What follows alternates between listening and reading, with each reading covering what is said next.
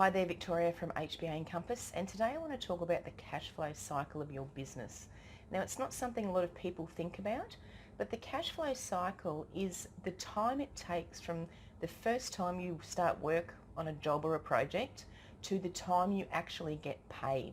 Now, the shorter you can make this cycle, the better the cash flow is going to be in your business. So let me talk about our business first, and then I'll explain how it works for other industries.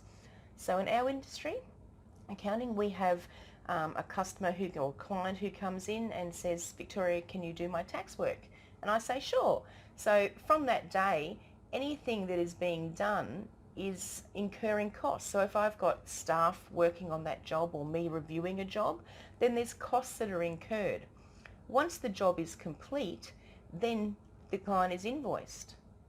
Then there's a gap from when the client is invoiced to when the client pays. And trading terms are important. The smaller you can make them, the better. Internally here, we often have where we ask clients for 50% upfront and 50% on completion of the job, or we have 7-day trading terms.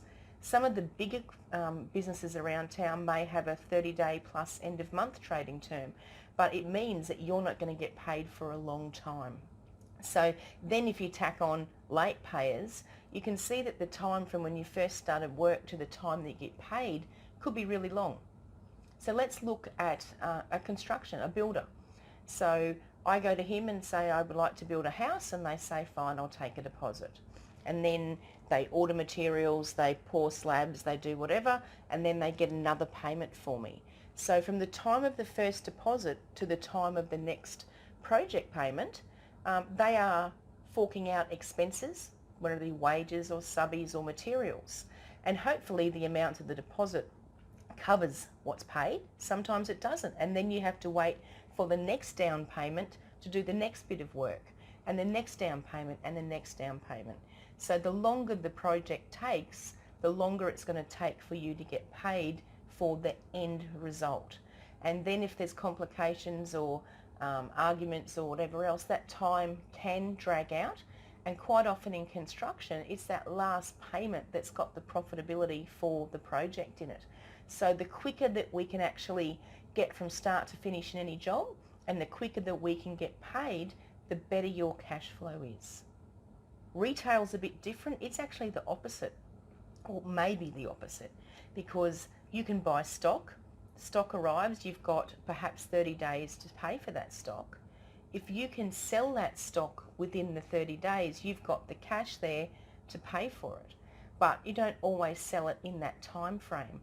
So although you get paid up front for the stock that you're selling, there is still a cash flow cycle because you've got bills that need to be paid sometimes before the stock is paid. The stock is paid for.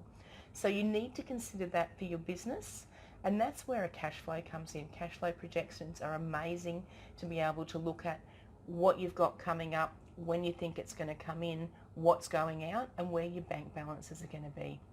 So we do cash flow projections all the time for clients. We can do them in a spreadsheet, we can do them in other software.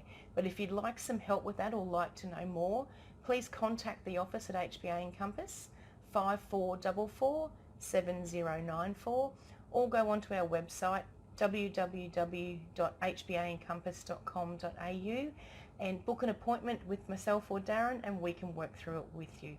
So here's to helping you reduce the time in your cash flow cycle.